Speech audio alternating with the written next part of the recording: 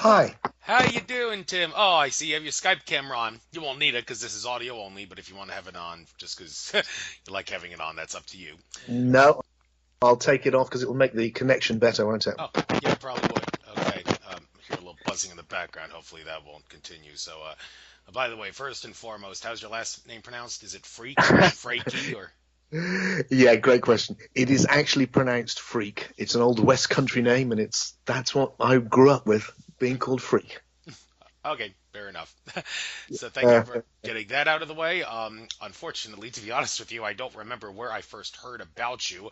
I know it must have been from somewhere significant, and then after hearing whatever it was that maybe it was the Higher Self YouTube channel, or your Event is Coming Soon YouTube channel, something you did or worked on was put up there, and I remembered seeing it, and I thought this guy knows his shit. I got to get him on my show because he knows what he's talking about. He's worthy of being a guest. So, well, whatever it was, I wouldn't have contacted you unless I thought you were worthy enough to be a guest. So, I hope you feel honored, and I'm honored to have you on. So, with that being said, I guess starting off, I'll give you the chance to explain do this with a lot of guests, not every guest, but most guests, especially the ones that may not really have too much of a household name from a publicity and a public view standpoint. For those that haven't heard of you, by all means, take this opportunity now to well, first of all, give out your contact info. A lot of people do that at the end of their shows. I do that at the beginning of my show. Give out your website, your contact info, and then give out your life story, who you are, what you do, what happened in your life that causes you to do the stuff that you do right now, specifically regarding the books you write and the work that you do and that kind of stuff. So your life story, you got the floor. well, my contact details are very simple. They're just timfreak.com, and as long as you spell Freak, Freke, you can find me because it's such a strange name. If you Google me, it'll be me. I'd say that the way that my life has been shaped has come from an experience I had when I was very young of a spontaneous awakening. Life always seemed very mysterious to me as a child. It always seemed very confused why all the adults seemed to pretend that they knew what was going on when they didn't. And at a very early age, about the age of 12, I had this spontaneous awakening whilst meditating on the mystery, I guess. And there was this profound oneness, this all-embracing, vibrant love, and this deep sense of knowing something beyond words, knowing that existence was fundamentally good. And a huge relief, like coming home. I knew something very significant had happened to me. And it started the process which has dominated my life, which is exploring what is that spiritual awakening? How can I go deeper into it? How can I take people into it? And it led me eventually to becoming an author. And I've written 35 books, translated into about 20 languages, all going out all over the world. And I get the chance to travel all over the world speaking and being with people to share this deep awake state. And the first period of my writing was really about looking at all of the different spiritual traditions of the world. So literally from shamanism right the way through Taoism and Sufism and all forms of Buddhism, Zen, and so on, alchemy, Hermeticism. Really going, look, if you look underneath the surface, what you see beyond all the differences is a profound human similarity, which is human beings who've clearly had this universal experience of going beyond their individuality to a profound oneness, and that being an experience of all-embracing love. And this deep knowing, this gnosis, as it was called in the ancient world, or Gnani, as it's Gnana, as it's called in the East, that there's this deep knowing. So it was about really going, look, there's a human commonality here, what sometimes gets called the perennial philosophy. It's a term used by the famous Aldous Huxley, but actually it's a term which was used right back in the ancient world. They were using that same term. And that then led me to do the same thing with Christianity. And I wrote a number of books with my dear friend, and I've known since I was a child, and a very great man, Peter Gandy. And we wrote some books on Gnostic Christianity and the origins of Christianity. And those are the ones I'm probably best known for, because one of them, The Jesus Mysteries, was a bestseller in England and also in America. Went to number 6 on Amazon. I can hardly believe it now, because that seems such a hard thing to do these days, but it did, and became their surprise bestseller. And suddenly we were looking at what is Christianity really about? and finding this commonality within it and questioning the orthodox history of the origins of Christianity. But where that led to, Andrew, is my current, and I guess my real underlying passion, which is what's come out over the last 10, 15, 20 years, which is how can we understand the very depths of spiritual awakening today? And that's led me, especially in my last two books, Deep Awake and Soul Story, to try and find a way of explaining and understanding and a practical way the practices that can lead to this deep awake state. And it's astonished me actually how well that's happened, because I've been now with hundreds, probably thousands actually, of people in cultures as diverse as Mexico and Japan, obviously UK, Europe, US, all over the place, Canada, seeing people wake up and seeing how easy it is for people to step into this profoundly awakened state and feel that big love, just like I've been doing, and it's a huge privilege to see that. And that's led me to my last bit, which I guess is the end of the story so far, which is my latest book, Soul Story, which in my opinion is the most important of the 35 I've written. I think it's by far my most important book, which really came from once you've the awakening is not as difficult as people think. That's what I found. It's much easier to go into this deep awake state, as I call it. But you're still left with, what is life? What is the point of this journey we're on? And why is there so much ugliness in it as well as so much beauty? Why is there so much horror as well as so much sublime ecstasy? Why is it like this? And how can we in our modern culture bring together this deep ancient spiritual wisdom with this new scientific information that we have? Are they forever at odds, or can they be genuinely brought together? And what I've done in response to that as a philosopher, as someone who has studied philosophy all my life and went to university to study it, and it's been my preoccupation, is to bring that to bear on this and go, look, we need a new philosophy. And that's what I've created, a whole new worldview, which I find astonishing to say, but that's what it is, that brings together science and spirituality in a radically new way, which challenges both, actually, so that we can understand this incredible process we're in much greater depth without having to exclude any of our experience. And that's where I'm here. That's where I am right now, just with this new book out, and delighted to be speaking to people like yourself to explore these, what I think of as are really important ideas for our modern culture and for its evolution, where it's going to go next. Thank you very much. And since you mentioned philosophy, you say that you look into that. Some have said it's not really in humanity's best interest to study philosophy, because while philosophies, they maybe teach good things, intelligent, benevolent things, in the end, the only thing philosophy may be good for is divide and conquer, because so many different beliefs about how to lead your life the proper way is going to cause, in the end, a lot of disagreement and argument. Even like many of the philosophies that people are disagreeing and arguing about seem benevolent in nature. So do you in general agree or disagree with that notion? It was kind of a bad idea for humanity to create philosophy, because in the end the only thing it's good for is dividing and conquering humanity and keeping us from becoming a good collective whole. I don't think that's got anything to do with philosophy. The word philosophy comes from the Greek philosophia. It means love of wisdom. And it was a name first applied, I think, to Pythagoras. So the idea in philosophy is that it's a love of deep wisdom.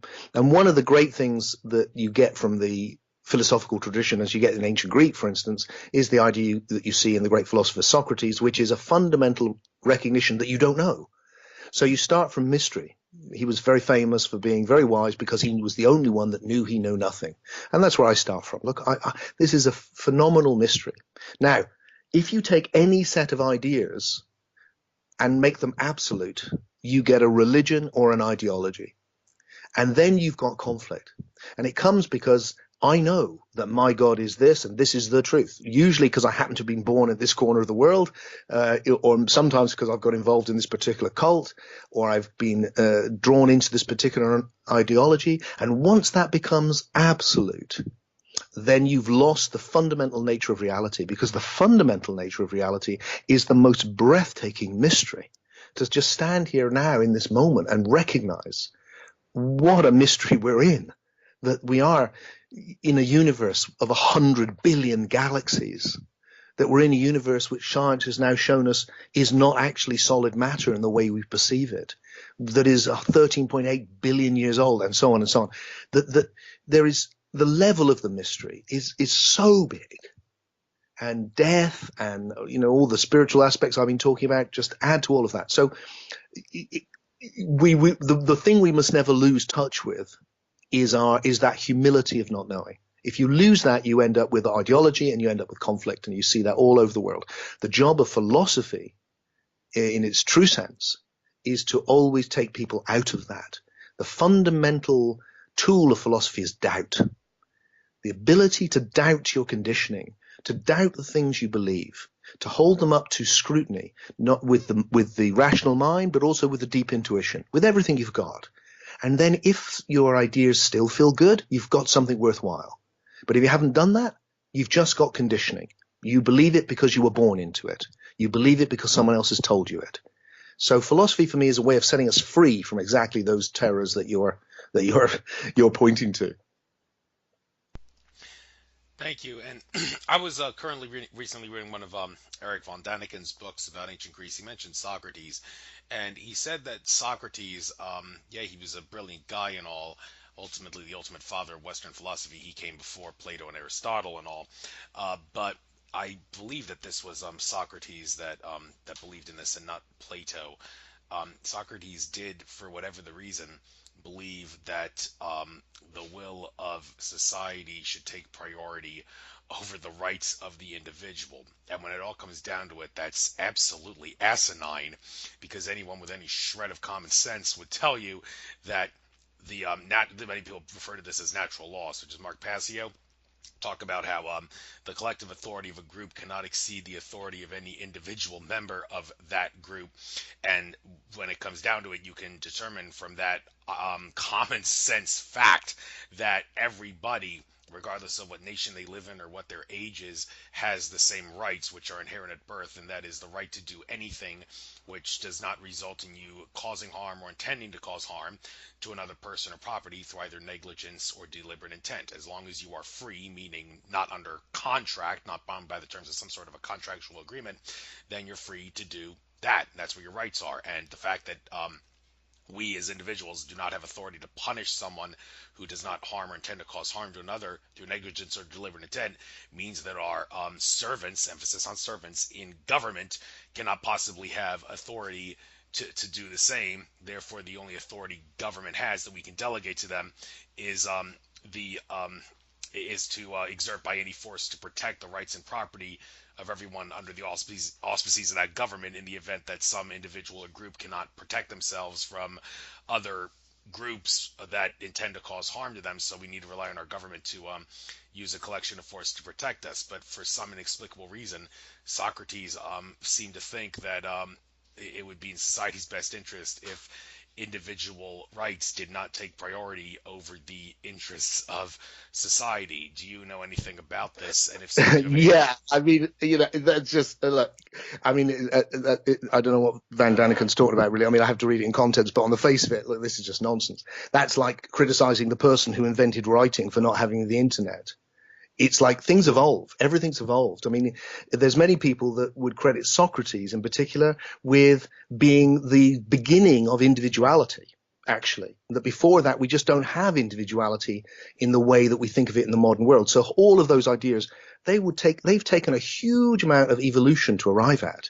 They're really, really developed and emergent ideas. These were not around in the ancient world.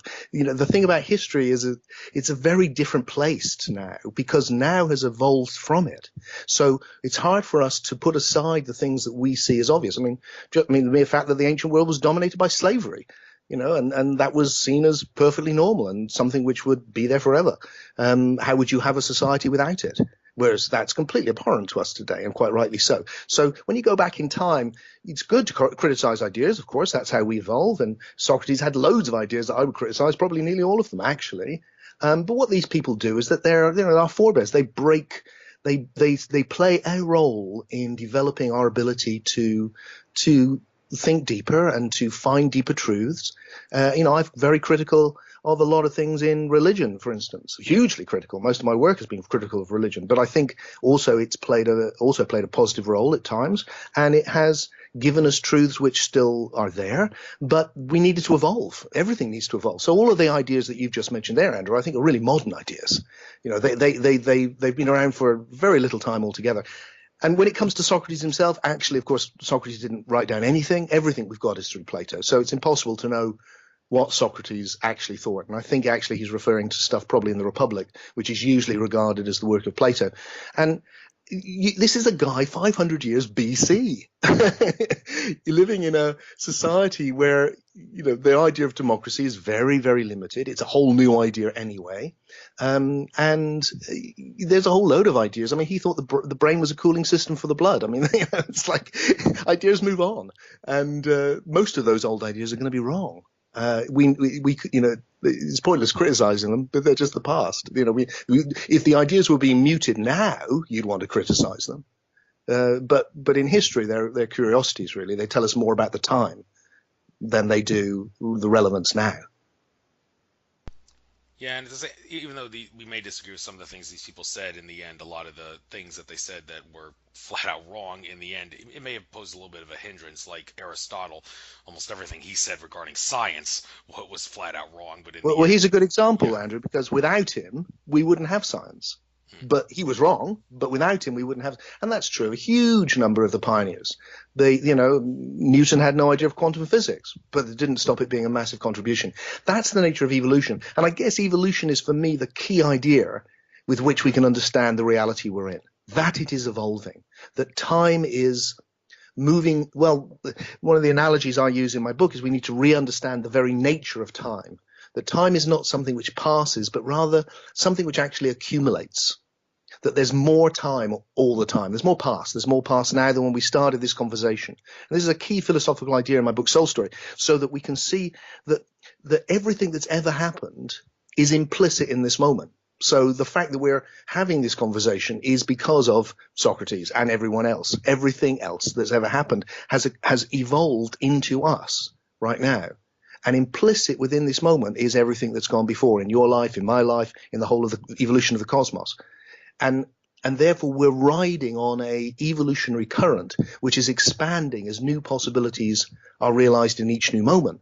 So the new possibilities, by very definition, will tend to be far more emergent, far greater new possibilities. So you like to think that the thoughts we're able to think here now, you and I, are much greater than the thoughts they could think 600 years ago, because they were on that cusp of the past meeting the possible as the past expanded then. But we're here all these hundreds of years later, thousands in some cases. And so what we're able to do with our understanding, with everything actually, is built on that. Right, I try to do my part to be the role of philosopher of the present day. I am a member of Socrates Cafe.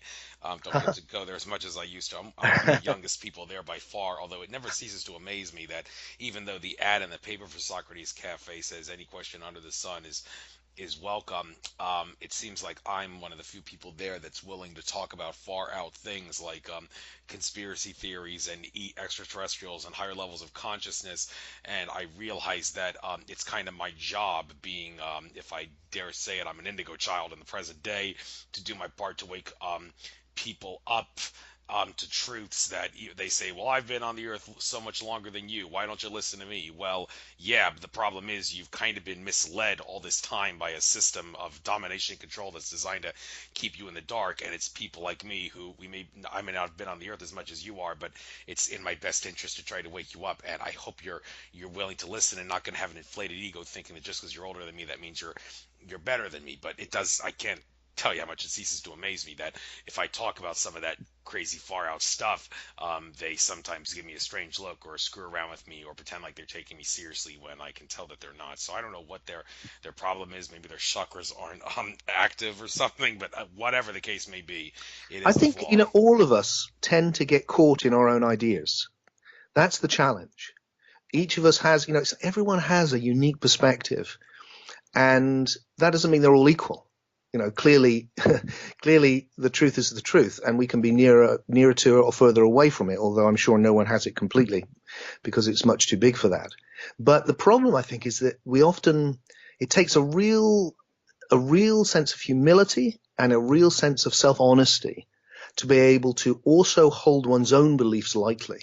Because it's very easy to look at somebody else's and very easy to see what's wrong with them often.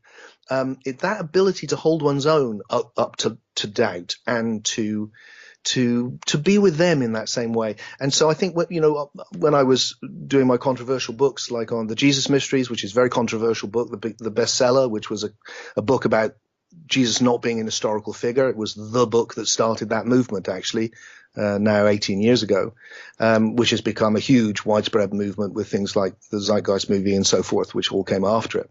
And it was hugely controversial. And of course, I had exactly the thing that you're talking about. I can remember going onto TV programs on the BBC and the History Channel with top theologians and people from Oxford University and bishops, the Archbishop of Canterbury, actually, with my co-author Peter, and that same condescension that you mentioned. And it is hard, but that's why it feels like really important to me that we can start with mystery. If we can meet each other and go, look, nobody knows. This is much bigger than all of us. And if we can meet in that place where we're equal, then we can go, okay, so what's your best guess and why? And then I'll give you mine and why. And we can work together to see what's the best truth we can find, rather than competing from two positions in which we want to fight with each other to prove we're right. I mean, one of the big changes I think that happens through that is that I love being wrong, because every time I'm wrong, I find a new world to live in. And hopefully a better one, because it's nearer the truth. So there's that sense of discovery in myself as I make my journey through life and with other people. When you go, oh yeah, I hadn't seen it like that. That's interesting. I think there's a lot we need to generate that feeling between us of we're meeting in the mystery, and it's okay to be wrong because it will lead us both deeper. No question about that. And this sort of relates to another issue that um, ties in with spirituality and religion in such a way. A lot of people nowadays in the metaphysics consciousness community will refer to themselves as spiritual but not religious.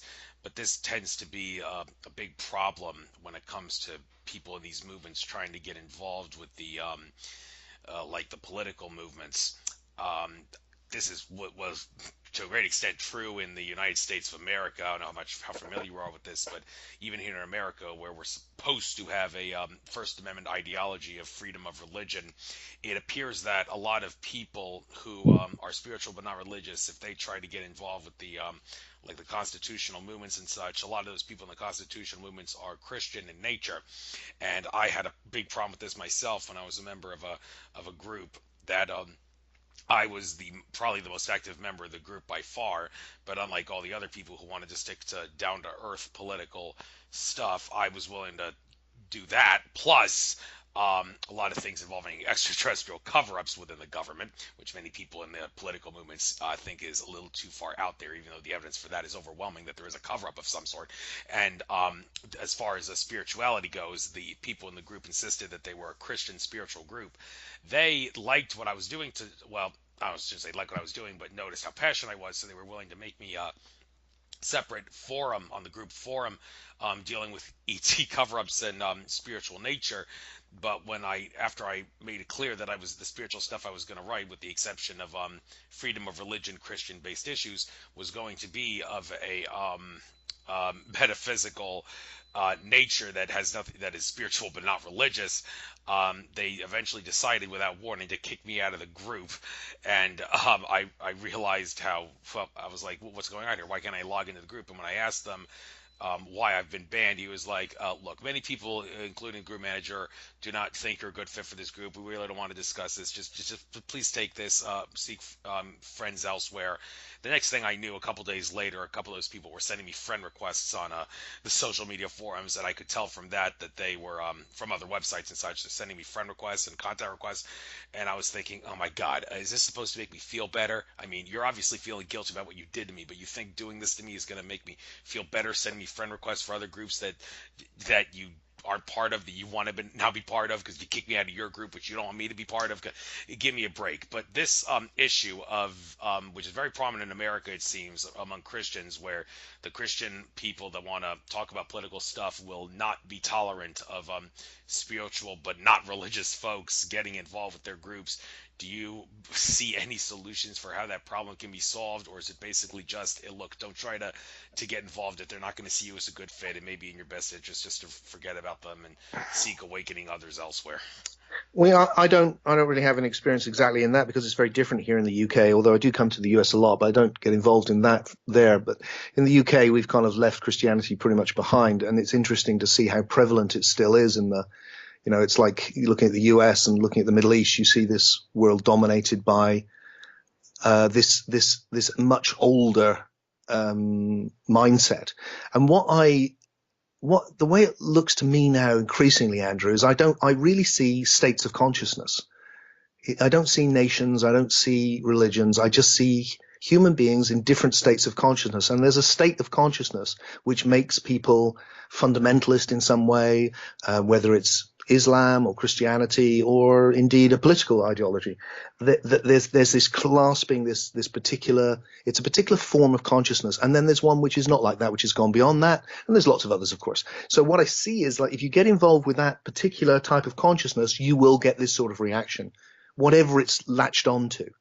And often the people they're most antagonistic with is other people in the same form of consciousness that have latched on to a different ideology or religion. Because absolutists hate absolutists. What's exciting is that there is a new thing coming through. In fact, there's a lot of new things coming through. We live in an eclectic age, quite extraordinary. I've written all of these books on all these different spiritual traditions because I can. It would have been impossible at any other time. But, right now you and I can find the scriptures of the world within 10 seconds on the internet. That's incredible. So we can evaluate them. We can learn from them. We can move on. We can find new ideas.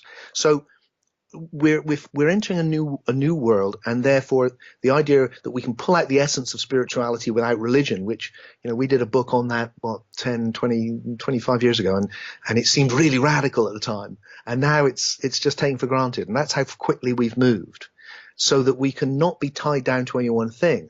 And this is what excites me about the work I'm doing, like in my book Deep Awake and Soul Story, really, of going, so what's the essence which is beyond religion? What's the essence which is purely human, which is where you can look at the fact that that around the world throughout history, people have had this spiritual awakening because it's human. Like looking around the world and going, well, people have always ate food. I mean, some of it's been widgery grubs and some of it's been spaghetti, but it's food. And the same with spirituality. There's common human elements. And the central human element is, if you go deeply into your being, there's this profound awakening to oneness and love. And it doesn't matter where you are or who you are, there's that. And then, of course, people think about it with whatever they've got to hand, which is the concepts of their culture, which in history means it's very limited, because people live in one culture. They've just got that one language to interpret it with. But now today, it's not the case. Now we have lots of different languages, lots of different cultural touchstones with which we can interpret our experience. And that's leading to a whole new thing. And I'm sure that is quite difficult for people who are still in the previous mindset to be able to deal with. And so how do we deal with people who are more closed than us? I think the key is in the word love. I think we have to find a way of being true to ourselves. Not, we need to do that for sure, but we need to do it in such a way that we invite them to open if they are willing. Because if they are, and many people are actually, then you can transform the situation. And if they won't, then you have to move on and bring that same spirit of openness and connection to somewhere else. Thank you. And let's talk a little bit about I guess we'll cover the religions one by one here. Yeah, and how they affect our world and in many different ways and such. Yeah. And let's kill multiple birds with one stone here. You got some books here: the Jesus Mysteries, Jesus and the Lost Goddess, the Laughing Jesus. Well, you say to a great extent you kind of kickstarted this whole thing about the controversy of Jesus not being a historical figure. Well, I need to bring a couple things to your attention about this and see what your take is on this.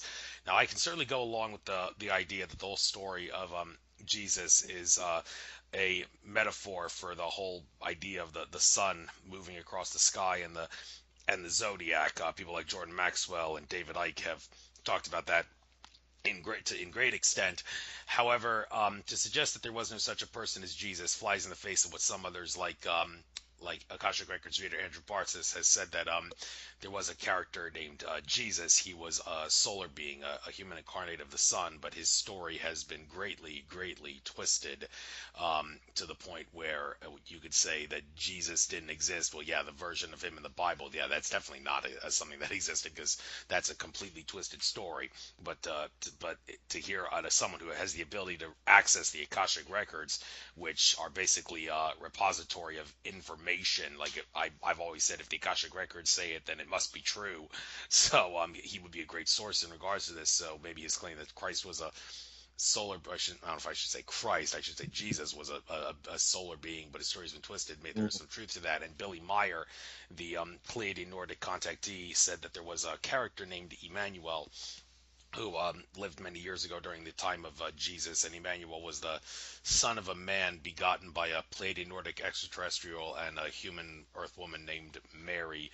And the story of Jesus in the Bible is a fictionalized version of this character Emmanuel. Whether or not Emmanuel that Billy Meyer talks about is the same as the solar being that Andrew Bartos talked about, I don't know.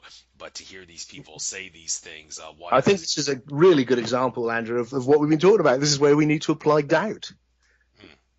Because, maybe that's true, but you'd need some pretty, as an historian, I think you'd want to go, well, I need some pretty good evidence. I need these contacts, these Akashic records. If you've got access to the Akashic records, that's fantastic. Maybe you can tell us some things we didn't know before that we can verify.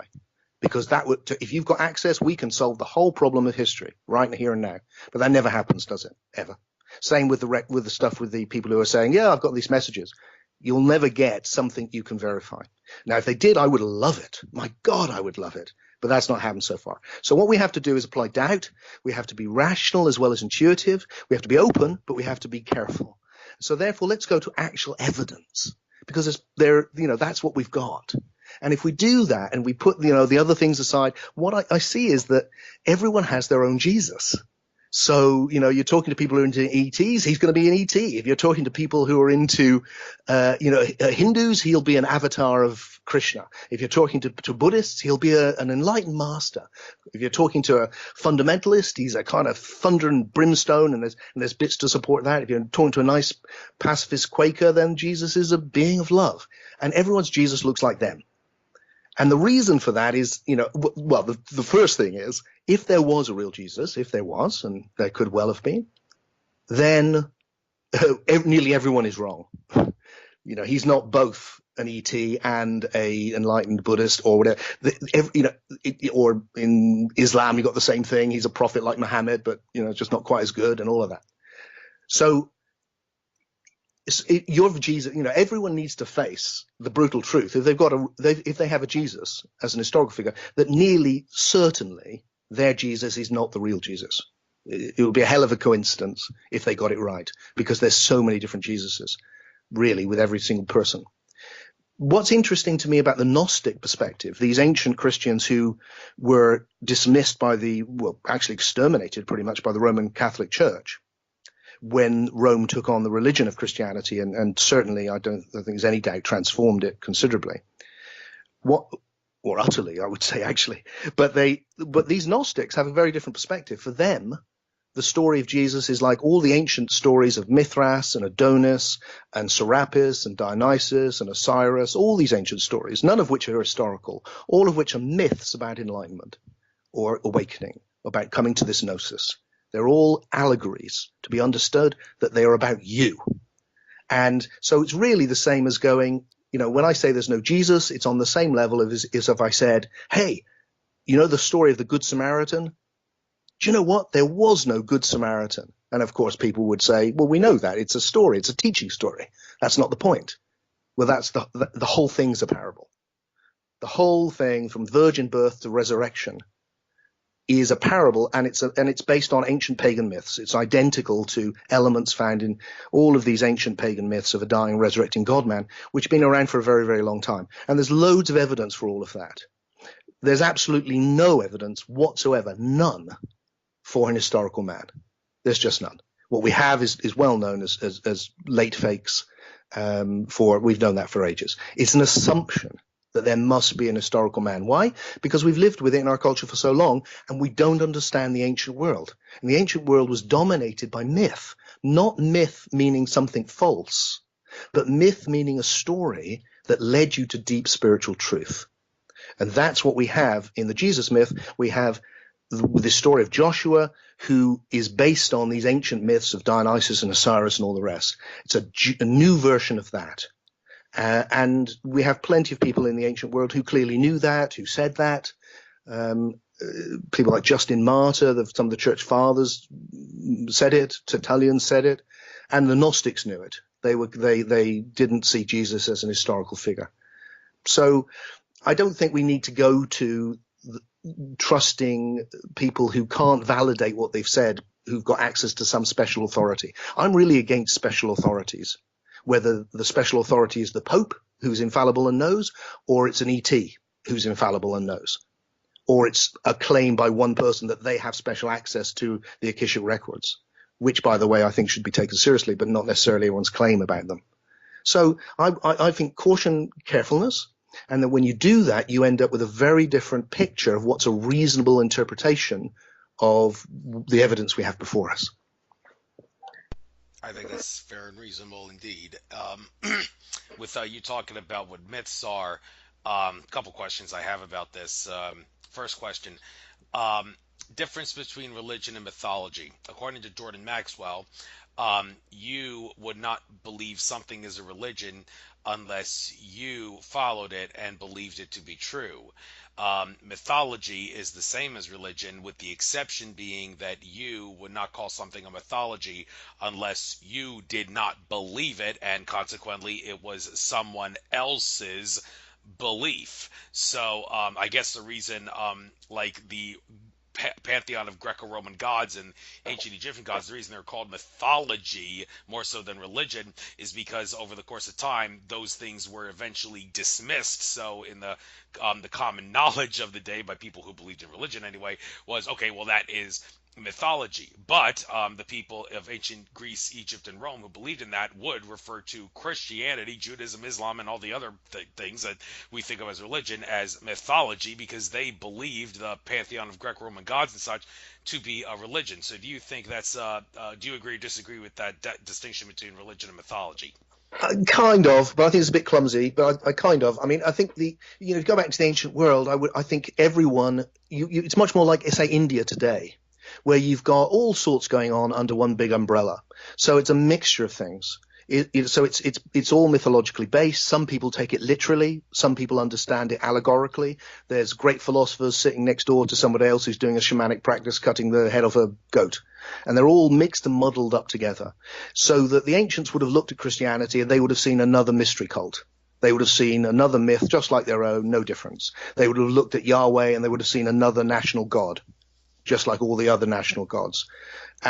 And the Jews would have seen the same, hence the reason that Yahweh is jealous of other gods and wants them to stick with them and all of those things that we find in the Bible. So how we would see them then was very different to how we see them now.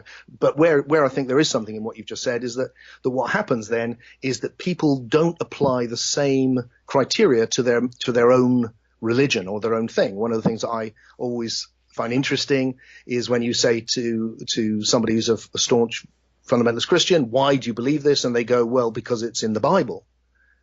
And you're stuck with that circle of, yeah, but why do you believe what's in the Bible? And I believe what's in the Bible because it's in the Bible.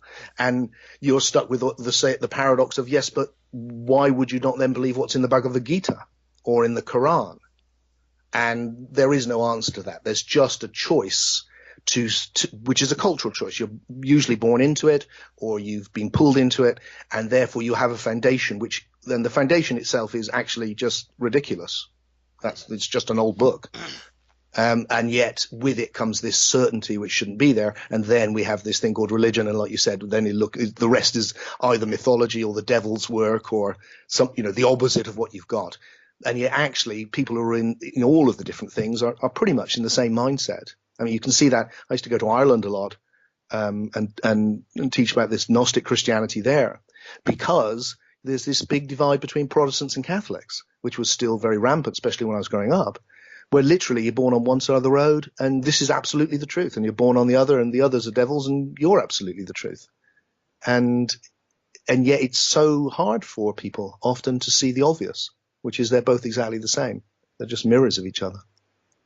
Yeah, a related question to this difference between myths, legends, and folk tales. Well, according to Wikipedia, not necessarily a good source, but whoever wrote on that distincted the difference as myths and legends are accepted as having kernels of truth by the people who follow them, but folk tales, the people that tell folk tales, do not see them as truth. They are regarded as flat out fiction.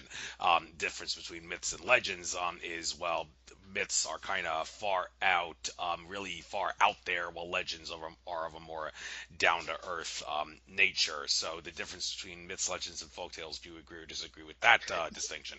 Yeah, I think that's quite useful. I mean, I think myth is a very different thing, really. Folktales are going to be very deep, actually, and legends are fun. But what mythology has, and you see this in the work of people like Joseph Campbell, the great mythologer, you see these archetypal images, which Jesus is one, the image of the God-man. As I said, there's many of them, and in the East they have them too. These show us something about our soul. They're not just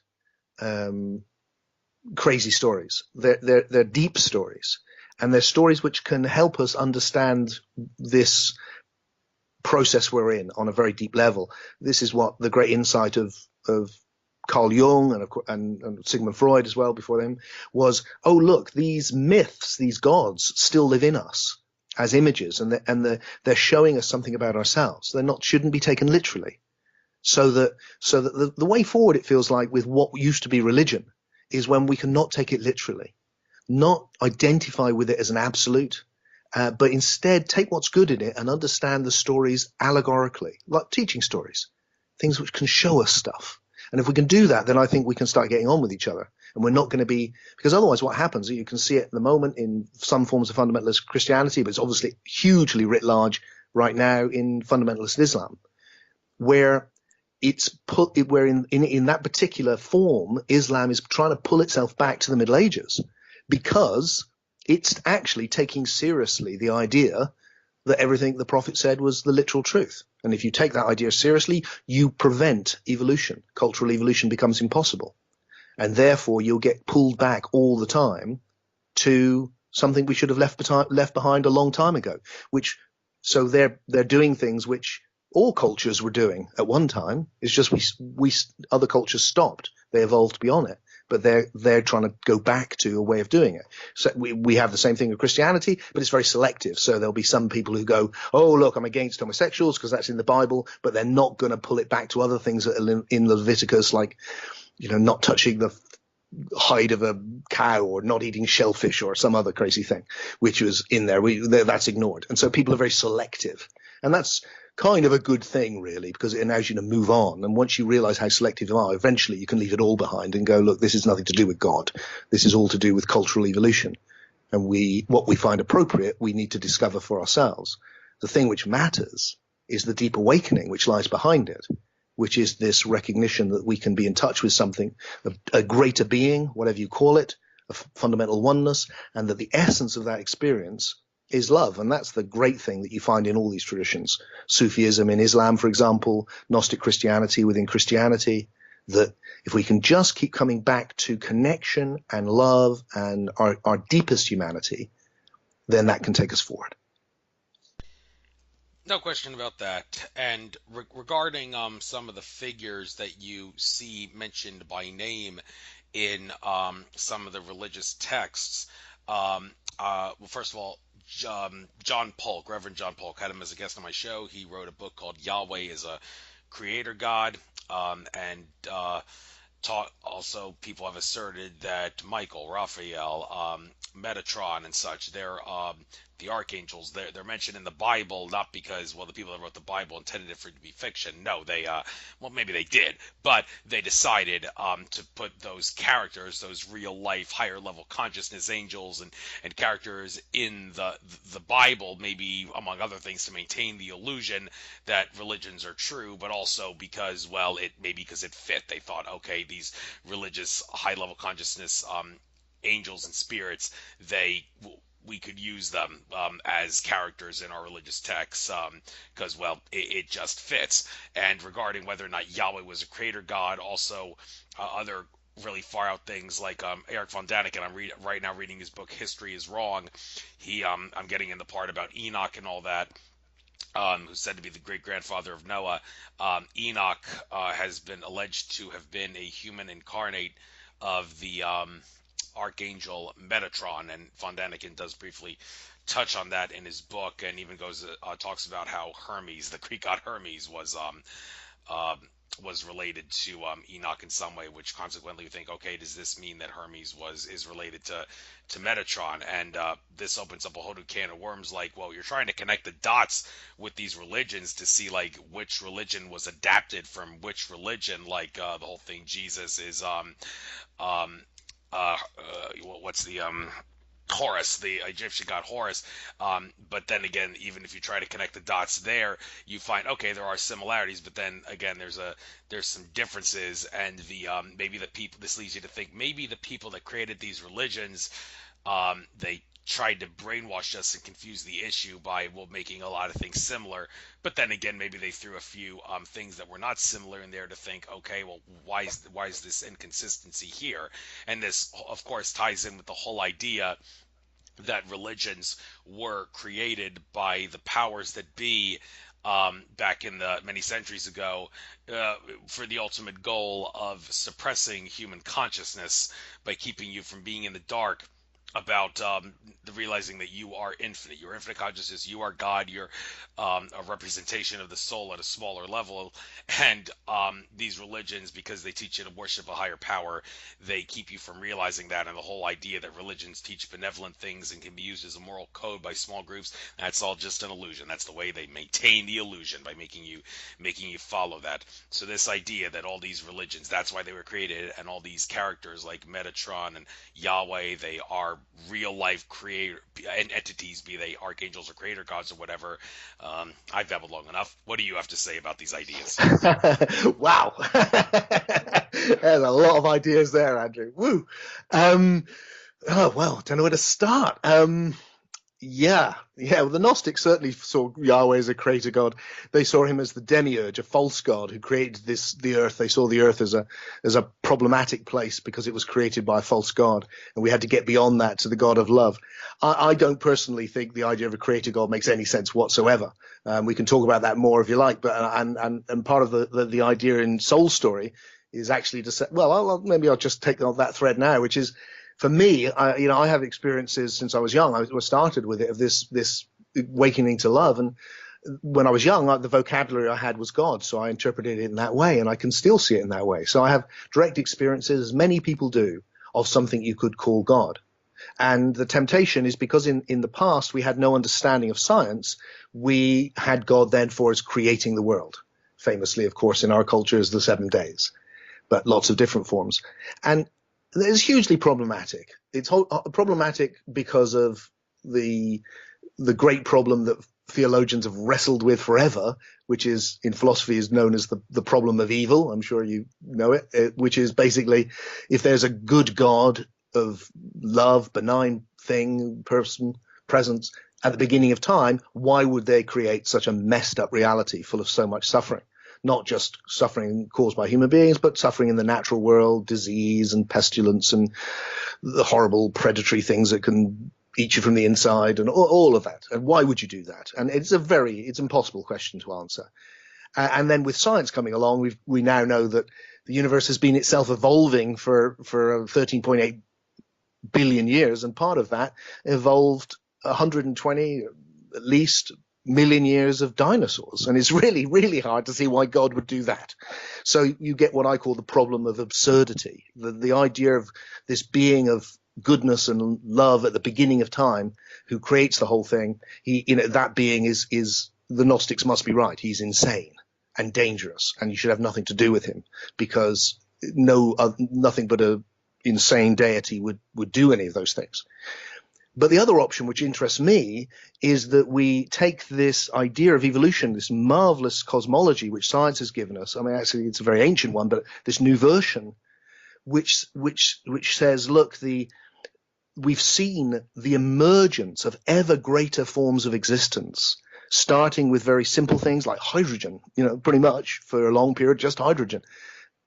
And then evolving into galaxies, and then evolving into basic forms of life, and then evolving into complex forms of life. And then evolving into you and I. And what marks out you and I is that we're experiencing this thing, we call it psyche, which means soul. We're experiencing another dimension of reality which has no physical existence. We call it the mind or the imagination, but it's where we're having this conversation. In the world of the body, I'm on the end of this microphone making funny noises. But where we're all connecting, you, me, and everyone who's listening, is connecting in the world of soul, where we're understanding meaning. But there's no meaning in the world. There's no meaning in physical reality or biological reality. All the meanings in this psychic reality, this other realm, which we just take for granted, of the imagination. So we can say, I think, pretty uncontroversially, that evolution has led from the Big Bang and hydrogen and galaxies and development of basic life to human beings to this experience of soul. And my sense is that actually we can make sense of the idea of this being of love, this, we call it God, this transcendent spirit, not at the beginning of time, but at the end of time. That this is something which we're moving towards. This is something which is arising through the process of evolution, not at the beginning, but at the end. And my take also with everything that we associate traditionally, the angels, the archangels, all those mythologies, these are also things that have evolved as images and maybe even distinct beings. Let's leave that open. We need pretty good evidence, but let's leave it open. But certainly with the imagination, but the imagination not as something to be dismissed as illusion, but imagination as the deepest, most emergent level of the evolutionary process through which reality is becoming realized over these 13.8 billion years. And that where that's moving towards is the realization of this being of oneness, this being of love, which when you awaken, you get to touch into, you become part of it. A bit like you become like a cell within it, in the same way that all of these cells have come together to make up my body, and something which is much greater than them. In the same way, it feels like individual souls, psyches, come together in the state of oneness to bring into existence something which transcends all of us. So that then that makes sense. Then we can bring God back into the equation, but freed from the old mythologies, freed from him being this tyrannical emperor figure, freed from it being something which can be, as you rightly say, manipulated for the most horrendous political gains. I mean, Christianity is, all of them have been used in the most horrible, ugly way. And yet at their heart, often you will find something beautiful. Like in the center of Christianity, love others as yourself. Love your enemies even. What a line that is.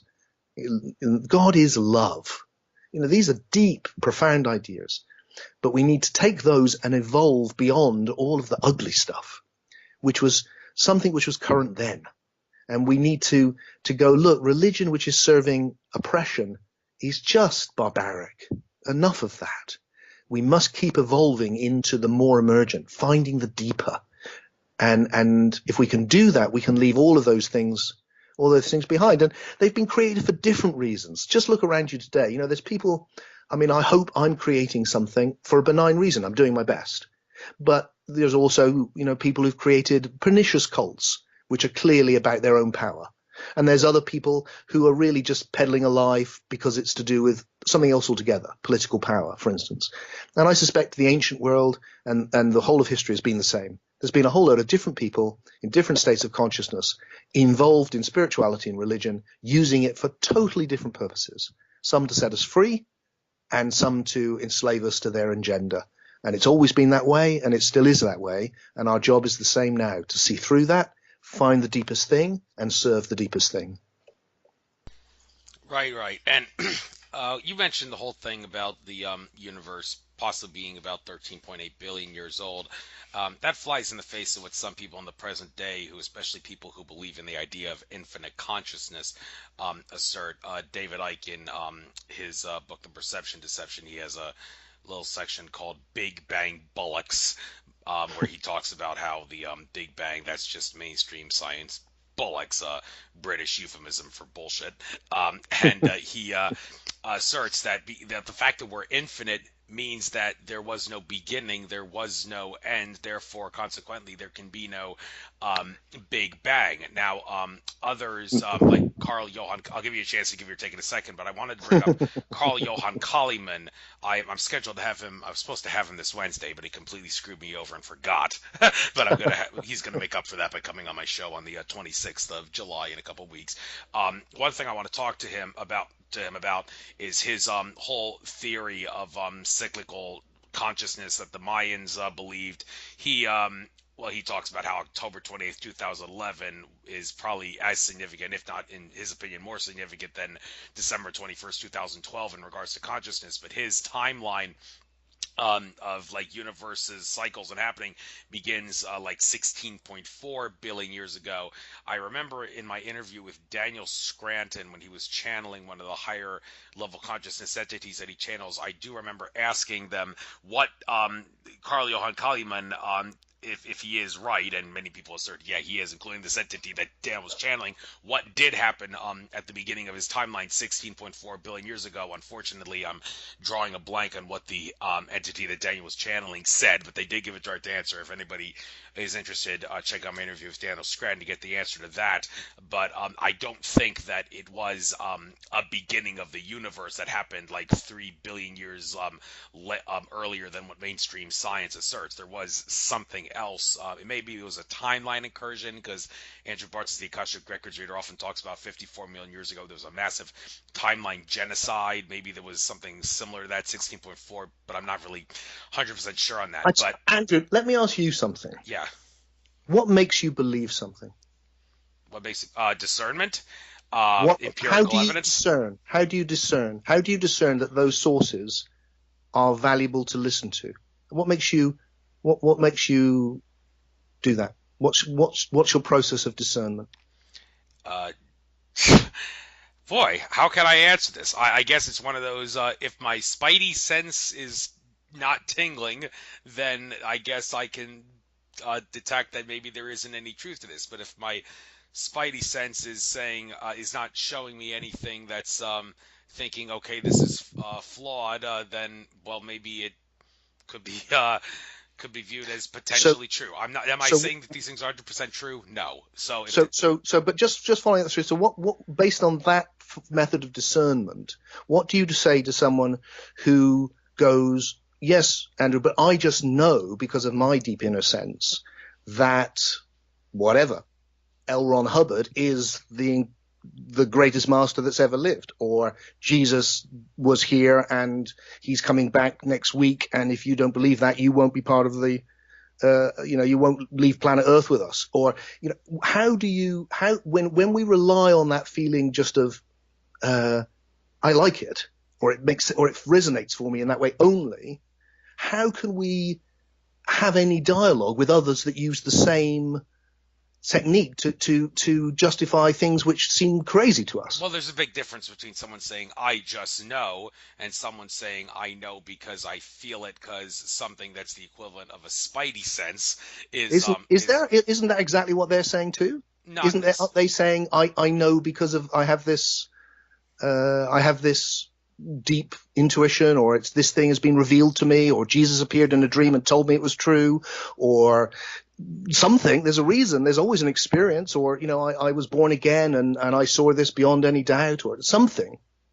And so we're stuck in this problem of we've got a lot of people all tucked into their own certainty or their own things which they think are reasonable, as opposed to the other things which other people are reasonable. And I'm just interested in, when I'm hearing you speak, as to how we can find a method of discernment which allows us to go, okay, so it's not enough to have that sense. What we need is something more than that.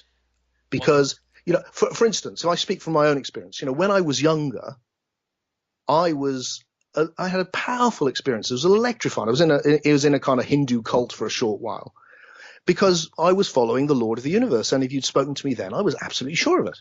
And there was lots of good reasons and lots of magical experiences. And that was true of all of us. Now I don't think that was right at all. And it feels like once you've been, isn't it true that, if you've been through enough, if you've evolved, if you've been wrong enough, that it makes you very careful with how you trust your own the fact that you're drawn to things, and that you need to somehow to bring more to the table in terms of rational questioning and doubting of things. And that if things do sound really, really far out, like, for instance, David, it feels like, David really does strike me as someone who can't think clearly at all. It seems impossible for him to think clearly. And I find it really disturbing that so many people just read his books as if he's saying anything, when it feels like I remember David when he was a football player, and then he was a leader of the Green Party, and then he was an apocalyptic visionary, and then he was the guy who was saying the same thing as us about Jesus, but without doing any research. And then he was the Son of God for a while. And David, honestly, and I don't mean this rudely to him, but he strikes me as a guy who's got some mental issues, and it's really troubling to me that people take him seriously, and as if what he's saying is somehow has any weight, rather than he kind of just initiates some emotional response which people like. And we have to be careful of that, because that's the same, but we can't see it, as what's happening, say, in a fundamentalist Islam even. It's the same. People are getting caught up in something because they're not being able to stand back from it and go, really? That's crazy.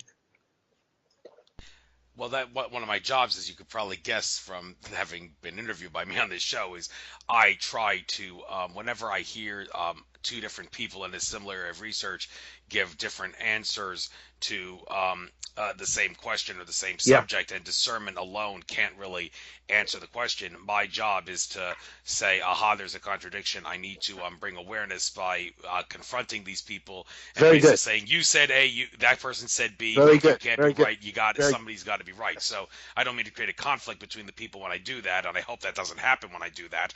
But I really don't know of any better ways to try to basically to use a good form of political correctness, if you will, squeeze it all the way down until you got to find a definitive answer, because, well, both can't be right, because perception is kind of out the question in this regard. But of course, did Obi-Wan Kenobi tell Luke Skywalker, Vader did murder your father? What I said was true from a certain point of view. You realize that many of the truths we cling to depend on our point of view, and I think he's definitely right about that. But at the same time, you got to be careful with what you say, so you don't make people don't confuse the hell out of people with your choice of terminology, like different definition of murdered in that regard. But I hope that helps you make sense of it does, and I really respect that, and I really like that. I guess the reason that it kind of came into my mind was I just thought, I really believe in questioning things, and I think there's an awful lot in modern science which is wrong. And my new book, Soul Story, is in some ways a major attack on what I call objectivist science. It's going, look, we need a much deeper understanding than the one that's being offered at the moment. But it worries me when what's put on the other side of that is someone like David Icke. Because David really, it's like to hold up David Icke against the greatest minds in modern physics is just a joke, because they may well be wrong. Obviously, and certainly in many ways they will be, because we will move on beyond them. We always have, but they have made a massive contribution. David has talked about lizard people that shapeshift. Again, I'm not saying that's impossible, but I want to see some pretty convincing evidence that the Queen Mother she was of whom I was no fan, was quietly digesting young children. These are on the face of it the words of a crazy person. So the first thought should be, let's just check that out, because you'd have to be pretty gullible to just believe a crazy person. Whereas what the physicists are saying, they're saying collectively with a huge amount of study and evidence, and they may well be wrong, but they deserve the respect for the integrity with which they've approached what they're doing in a way that someone like David Icke just doesn't. And that feels so. I find myself as someone who works in this area, not quite the same as you, but pretty close, I guess. I've been in spirituality all of my life. I've written all these books. I hang out with people in this area all the time. And it feels like, look, this has a huge role to play in our cultural evolution.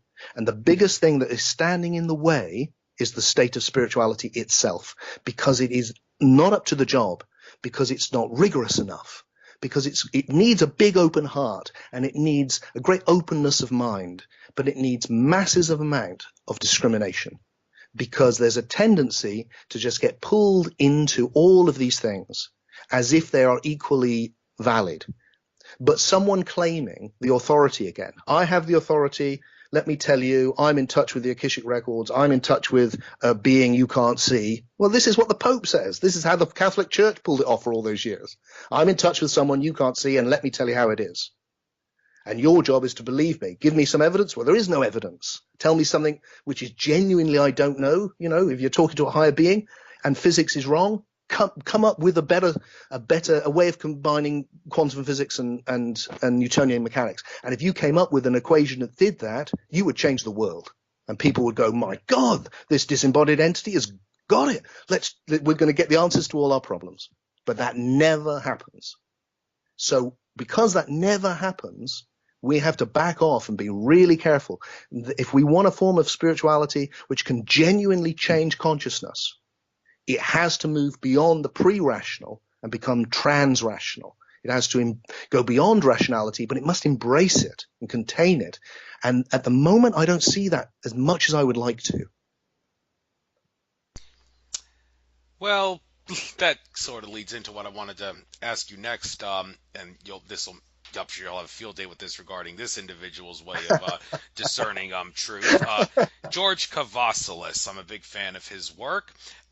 He means very well and all that, and a lot of the answers to his questions seem to come from his heart soul essence, he claims, where he claims looking into my heart soul essence I can answer a lot of questions. Not all questions, and I'm like what moons in the solar system are artificial, among other things. He wasn't able to answer that, and I asked him how come, and he said it's not of some information which I keep within my heart soul essence, so I can't give you a definitive answer on that one when I did a interview with him. But I bring him up because tying into your book Soul Story, he's given one of the best distinctions I've ever heard between the difference between soul and spirit. While some cultures say soul and spirit are two different terms for the same metaphysical thing, others assert there is a distinct difference. George Kavassilis gives a good difference. He says that soul is the eternal isness, and consciousness, which is the awareness of being aware, emanates from soul, and so does spirit. Well, what is spirit? Well, first of all, you could think of it as a play on the words spear and it, like you're throwing a spear at it. It meaning some place within the acknowledged illusion of time and space, some space and time. And the spirit is the shard of the soul that is going to that acknowledged place and time within the acknowledged illusion of space-time to manifest as some sort of an experience. Indigo Child Battista Stefano has given a similar description of the difference between soul and spirit. Do you think that that's a good way of looking at the difference between soul and spirit? Did they really say that stuff about spear and it? Is that what they said? George Kavassilis said that's a good way if you could think of as the word spirit, like you're throwing the spear at it, the spear containing the essence of the soul going to a specific time and place in the acknowledged illusion of space-time. Okay, So so well, just we maybe come back to it, but I think the idea that space that time is an illusion is incomprehensible, because it's the thing we're experiencing right now. If time wasn't real, you wouldn't know what this sentence meant because you wouldn't be able to connect it with the beginning. So clearly it has a reality to it which is absolutely fundamental, because everything I've ever experienced has been characterized by time, and everything anyone has ever experienced has been characterized by time. So let's be very careful when we just go, it's an illusion and it's acknowledged and all of that thing, because really that doesn't actually mean anything. It just sounds fancy. Then with soul and spirit, you can use words in any way you like. And if you've got a version that they've got, that's doesn't feel particularly useful to me, but if it's useful to them, I respect that. I'm not the word police. Anyone can use words as long as they're consistent and they make it clear. And I admire people who bother to do that, and they've done that. So good for them.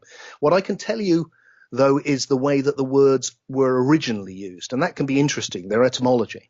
And that's the way I use the words, because you can go back, and you find this in across the world, but if we use our Western tradition, you can go back again to the Greek. It's a good place to go. And you see we have body, soul, and spirit as a tripartite levels to our nature. Body, which is the soma, the somatic, means the body. And then you have this other level, which is called the psyche, or which we now pronounce it psyche, and that means soul. So what is the soul? Well, it's absolutely obvious. There's no doubting what the soul is for people who originally used this word, because like most words, it was used to describe something obvious. So body is obvious. It's the world of sensation. We're experiencing that. And psyche or soul is also obvious. It's the world of the imagination, the mind. All of these are words that come from different linguistic roots, which have all meant the same thing, which is there's another dimension we're exploring right now. It's where we're having this conversation with all the meaning. It's the place we go in dreams. It's the place of everything which is not of the body. And that's the soul. So it's a vast realm. If you go out into it, if you take ayahuasca or you do shamanic journeying, you'll know you can head off in any direction. It's a huge universe out there in soul. But that's what soul originally meant, and I think it's a good meaning for it, because we're experiencing it right now. There's no question about whether you're a soul or not. You just are. Look, everybody is. Your body and your soul. And then this other thing, spirit, which can be confusing. It sounds like it might be a word for the same thing. It comes, it's a translation from the Latin translation of the Greek pneuma. You also hear it called nous, which means knower. And really, the word means essence. Essence comes from the Latin esse, to be. It's your being. So what it's saying, and this is really deep, and it's probably the deepest thing in every mystical tradition, what it's saying is, look, you're experiencing right now, everyone is, body and soul. You're experiencing sensation, and you're experiencing this flow of imagination. That's what is happening in this moment. And then something is experiencing that. And that thing which is the experiencer, today we might call it awareness, for instance. That's what spirit is. Essence, being. It's the experiencer. And the great revelation of deep spirituality, of deep mysticism, again, in every tradition which I've studied and written of, is that spirit has no form to it. It has no form to it because it is what is conscious of all form. So in this moment now, there's a presence of being, which I know as my being, but it hasn't got a color because it's what's looking at color. It hasn't got a shape. It's what's looking at shape. There's a wonderful line in the Upanishads where it says, what is it that can't be seen but which makes seeing possible? What is it that can't be heard that makes listening possible? What is it that can't be touched that makes touch possible? What is it that can't be thought that makes thinking possible? And we've been talking about the Gnostics. There's a lovely line in the Gospel of Thomas, the earliest gospel that we possess, in which this figure of Jesus says, when he's teaching the gnosis, the awakening, he says, I'll reveal to you what you can't see, what you can't hear, what you can't touch, and what you can't imagine. And what he's revealing is spirit. So spirit is the presence of being which is experiencing sensation and imagination, which itself has no form, which is why in my books and in many people before me over the centuries have compared it to the dreamer of a dream. If you think about dreaming, what you are in a dream has no form. You appear to have a form in a dream, which is the person you appear to be, but your deepest being is the awareness within which the dream is arising. And the same in all of these mystical traditions. Your deep being is spirit, and that has no form, within which these experiences are arising. And the thing about the fact that spirit has no form, it means that my spirit is not separate from your spirit.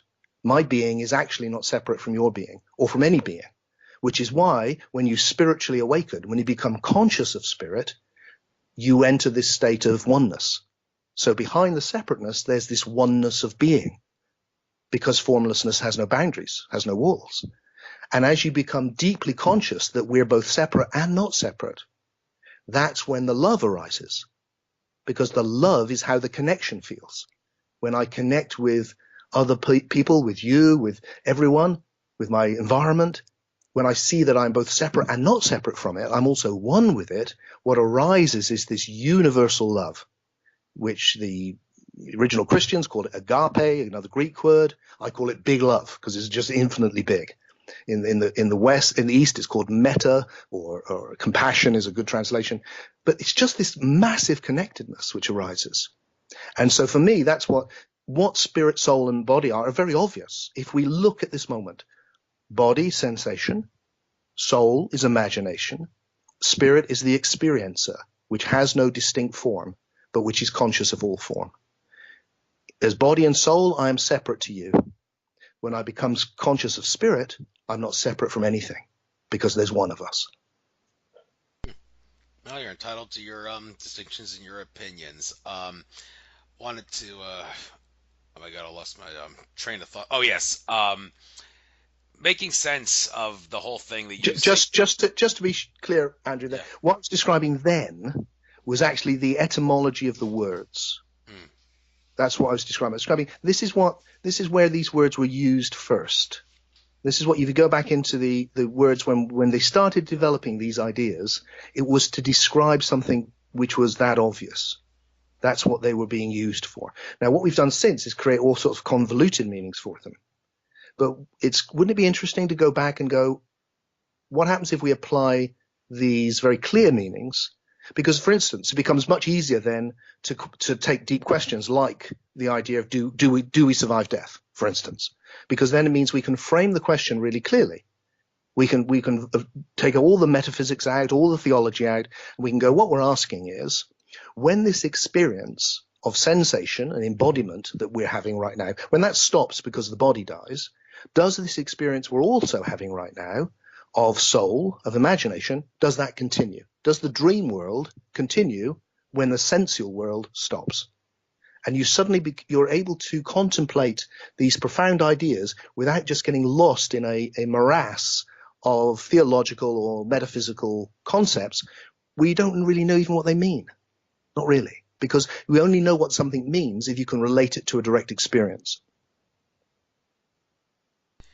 Right. And regarding experience and how different entities and beings experience things, just to maybe help you try to make sense of this whole idea of how can time be an illusion. You see that as being kind of a bad way of looking at it. Well, Jim Self is an individual who's tried to help make sense of that whole thing.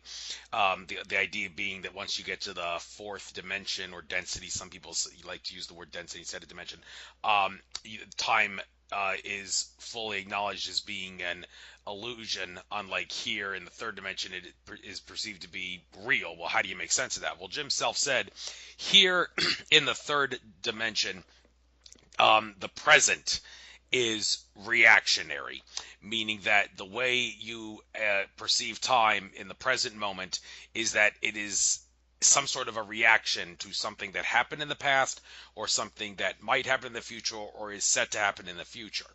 But once you get to the fourth dimension above, the entities, beings in those realms, densities, dimensions, they do not have a reaction, a sense of reaction to in the present. They don't react to anything that happened in the past or is going to happen or might happen in the future. They are living in the moment, no reaction.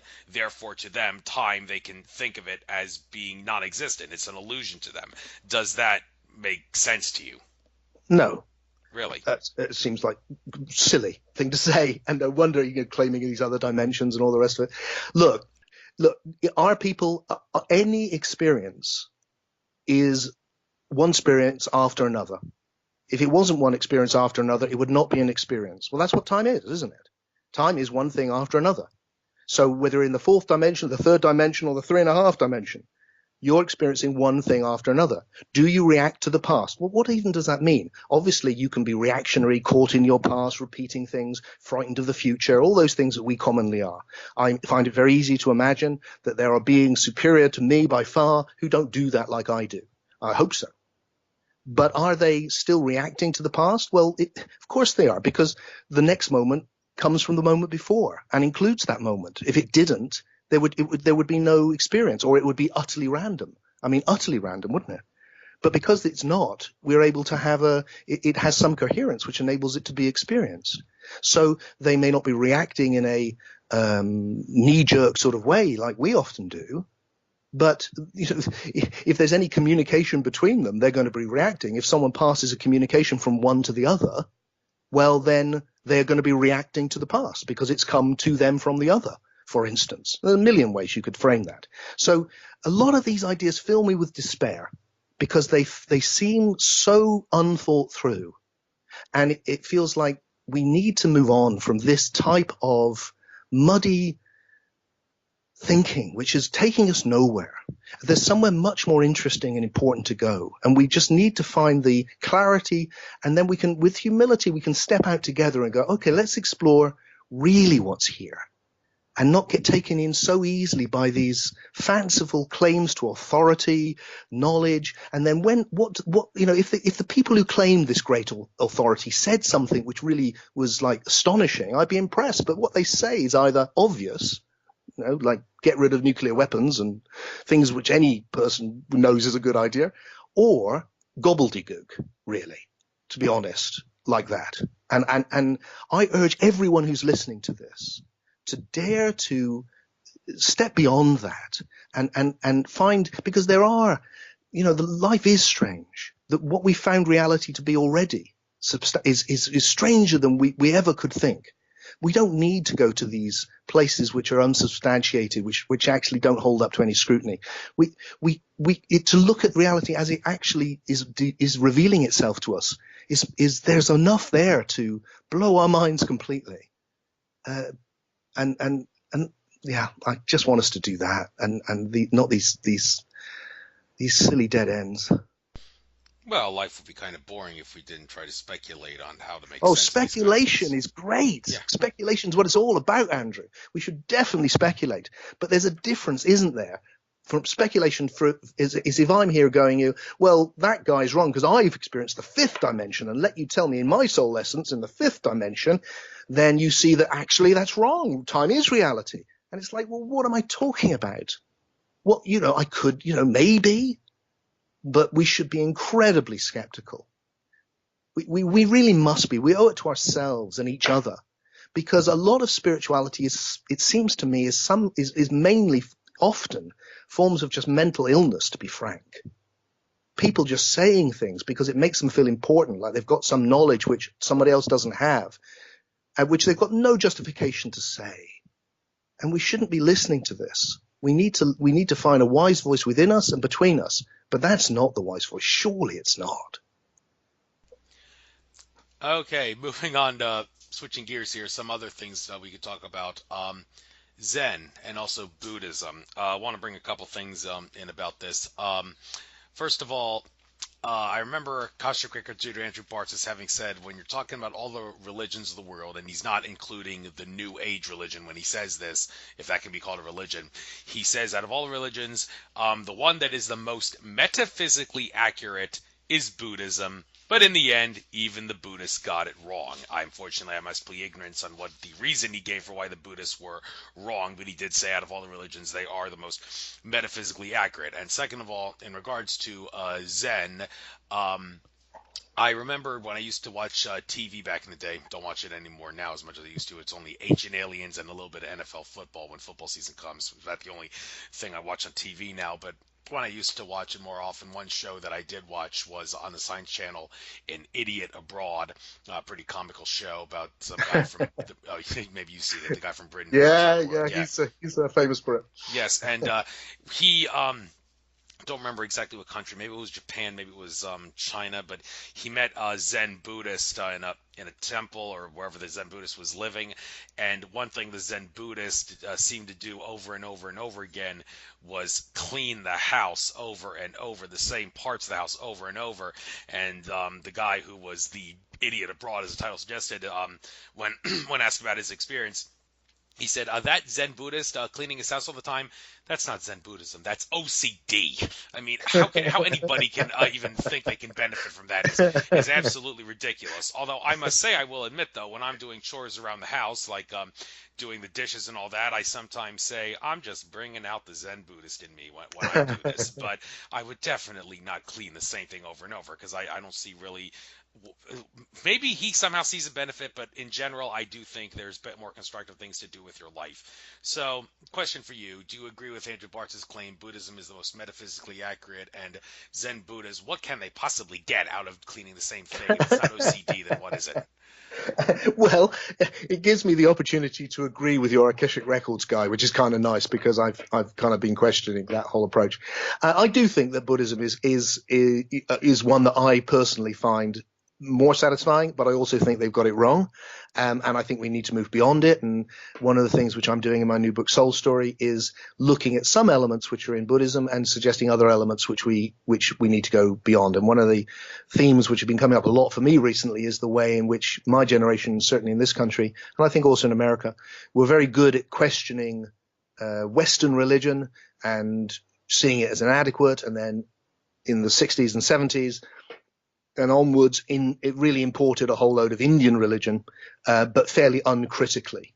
Now, we imported it because a lot of it is very interesting, but now we need to go back and really be critical of it.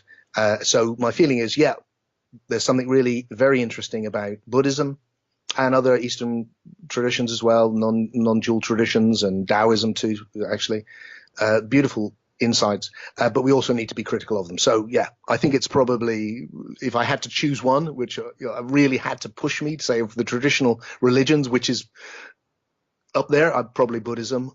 But also it's moved on and we need to incorporate our new knowledge and see it in new ways. And then Zen, yeah, I mean, I have a real love of Zen because when I was growing up and I wrote a few books on it, there's this kind of crazy wisdom. It's very experiential. It's very in the moment. It's trying to get you to get it, rather than get caught up too much in dogmas and all the rest of it until you actually go to Japan. And then you see Zen as it's actually practiced and it's a religion. So I love the thought about it being OCD because I wouldn't surprise me in the slightest. And like all religions, it's gone on a funny journey. You go back to the origins of Zen, which is in China, where it was called Chan, and it's a very small thing. Most of what we know about its origins is mythological, of course, but it's small and it's kind of crazy in that fun Zen way.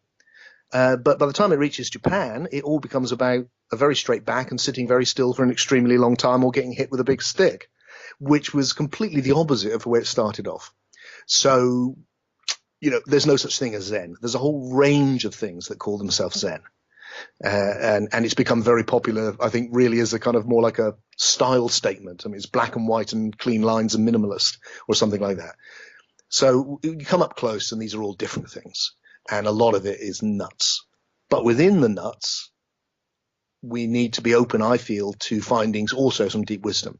And Buddhism has a lot of that amongst all of the stuff which is really belongs to a different age. Right. You mentioned Japan. The Japanese, pretty fascinating people, I think.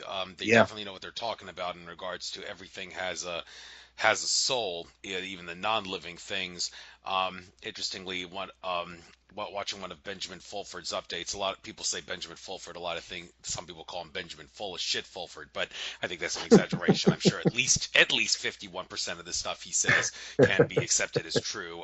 Although he needs to understand that some of his sources do have a bit of a disinformation agenda, and he seems to act like he's in the dark about it to some extent. But he did say in one of his recent videos that like the whole idea that North Korea, they should be thought of as a pure outright evil that does it their way. Well, actually, he said that a lot of North Korea is, in a sense, a puppet of the New World Order people who are working in Japan.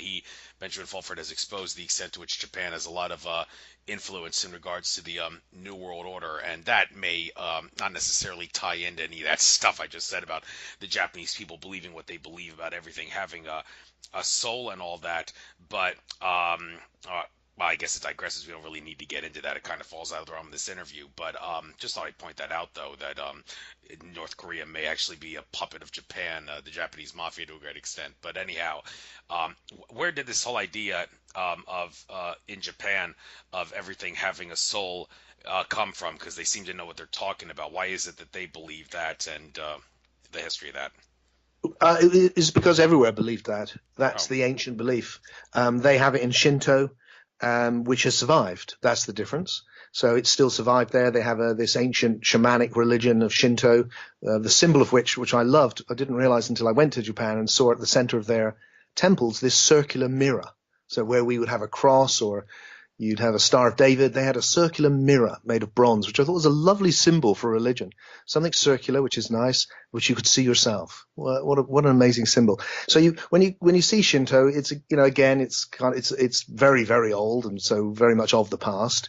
But there's something about that which is also quite attractive, I think, as well, because it resonates deep in the soul, and like more shamanic things do. So, but I think it's a fundamental belief that animism is a fundamental belief of all ancient peoples. So it would have been the same in ancient paganism, the same in ancient India, and they've kept it alive. And then we moved through a place where we've gone, oh no, we by examining the world, we kind of killed it, and we're wrestling now with that. How can we understand the world in a different way, which makes us care for it? right, right. So also the Tao Te Ching. Mm. I remember when I was in Arizona for peyote ceremony on the first day of spring in 2016. Um, one book that I had with me that I was reading was some works of the Tao Te Ching. However, some people have said great criticism about the yin yang symbol, Lily Earthling Kosalova, lover, hater. Well, I'm more lover than hater, but she's caused a bit of a brouhaha with her one of her videos where she talks about how it's kind of a bad idea to obsess about the yin yang symbol because it is a symbol of duality, which in turn will cause conflict, and you really don't want to focus on duality because that's gotten into this 3D matrix divide and conquer mess that we still have to face in many regards nowadays. It's better to move on to some other. She also said the same thing of the Merkaba, and she gave some other symbols in the same video, which she says are the symbols that if we choose to obsess about them, these are the ones that we should obsess about, but not the yin yang and not the Merkaba. But many would assert that she's kind of looking at it the wrong way, but that's basically tantamount to saying that the swastika is a bad symbol when it's not. That it's just that the Nazis have made it bad by reversing its direction and giving it bad meaning, and that's basically what some alleges what she's doing with the Merkaba and the the Tao, the yin yang. So, but I'm sure that there is a kernel of truth to her claim that it is a symbol of duality. Well, just look at it: two different opposite colors, facing opposite directions, and the Merkaba, two pyramids intersecting with each other and going apart from each other. Yeah, I mean, there's a little duality in that appearance in of itself. So, I guess this is a point of view, agree to disagree kind of thing. But hey, it makes for a great radio conversation. So, what's your take on it? Yeah, great question. I think, when you look at any symbol, it's how you understand it that matters. And if people, and I don't know the person you're talking about or what they've said, but what you see with all of these symbols is that they are, those two in particular, they're dealing with not with duality, but also with unity behind duality. One of the themes in my philosophy in my book Deep Awake is what I call paralogical thinking, which is understanding that everything is paradoxical and therefore can be seen from two perspectives at once. And that symbol of the yin yang in particular, just as background, I should tell you that my very, very first book that I wrote was a version of the Tao Te Ching, which was an amazing experience working with the Taoist tradition for me. So, I have a real connection with that. And that symbol captures that, what I call as paralogical insight, which is what the symbol's about is going, look, there's one thing, which is the Tao. And that's what I call spirit. That's the formless. That's the potentiality from which everything has arisen. And then there's all the dualities which have arisen from that formless potentiality. And it's all of them. Black and white is a symbol, but spirit and matter, as the good and bad, every duality you could think of. So, but what's interesting about this, what they've tried to do with that symbol, which makes it so deep, is that it's in movement. So the white is becoming the black, and the black is becoming the white. They're like waves. They're moving, and the white contains the black. The white tadpole's got a little black in it, and the black tadpole's got a little white in it, and they're turning into. So it's in movement. So it's not a stark duality; it's a duality of movement contained within the unity of the Tao. Now, if you understand that, and it says in the Tao Te Ching that yin and yang arises from this oneness, and that we can come back to that oneness through this understanding the interpenetrated natures of opposites. That is very deep. If you're just obsessing about dividing things, so that's yin and that's yang, and put it on that side and that on that side, then I agree with her. I think that can be really, really problematic and distracting. But if you're understanding the original meaning of it, and the same with the Star of David, where you've got one is the idea of the soul descending into matter, and the other is matter rising up to meet soul, and you've got these two opposites coinciding, and they're one thing and they're two things in the same moment, so that we're one and we're separate in the same moment. That is actually very, very profound. If you're just obsessing about it as a symbol in some other way, I can see it could be negative. Fair enough. And it's one of the most cliche two-word phrases in radio hosting. Fair enough, but it gets the job done. and if it was a bad symbol, I mean, a lot of people are going to be in trouble. Is there anything more tattooed on people's arms than a yin yang symbol? I don't know. I doubt it. I've just seen it so many times. So it's obviously something that people really, really relate to. This ancient Chinese. It's amazing, isn't it, that we live in a world where this symbol from ancient China, it can be so important to so many of us in the West today, as a symbol of the interpenetration of cultures, the way that souls expanded, the way we're trying to understand life from these very different perspectives. It's a wonderful symbol of that. I couldn't agree with you more on that one. So switching on to some other consciousness-related issues, I was watching Carrie Cassidy, who uses the phrase "fair enough" a lot. I was just mentioning that more, not as much as, more so than I do. But anyhow, that's beside the point. She was interviewing some individual who was talking about time travel and other consciousness-related issues within math and physics and such. He was talking about, science, mainstream science, and also mainstream mathematics, they are religions. They do expose a lot of truth and all. I mean, it's a construct of how you can look at things, but then again, the fact that it's a religion makes it have some flaws. However, one interesting thing he said, and he used Einstein's famous equation E equals mc squared to bring this up. He said that in mathematics, and this is specifically true, he used the example of E equals mc squared to say this, but I guess this could be true in all of mathematics. The equals sign, what does that mean? It means consciousness. Or maybe you could go as far as saying it means soul, because it means is, equals, means is. And he tried to make sense of the whole E equals mc squared thing by saying, well, energy and mass, two different forms of the same thing, and the equal sign, the consciousness, is what allows for the recognition of that similarity. Do you think that maybe that is a good way of looking at it, that the equal sign, not just in Einstein's equation, but in all of mathematics, can be thought of as a symbol for consciousness or maybe even soul or spirit? I don't really get that. I think it's very much about this again, this paralogical idea that we were discussing with the yin yang sum, that you get two things on either side of the equals, and it's very interesting, isn't it? It's the two little lines together that the like a parallelogram that you've got. So it's like the two sides are the same. And what's interesting about the equal sign is you can put energy on one side and mass on the other and say that they're the same, although actually, of course, in one way, they're completely different, opposites, in fact. So it's a great way of understanding how things which appear to be opposites can also be the same thing in another form. We appreciate that through consciousness, but whether that means we should interpret the equal sign as meaning consciousness seems a bit of a long shot from that, but certainly we can only appreciate anything through consciousness.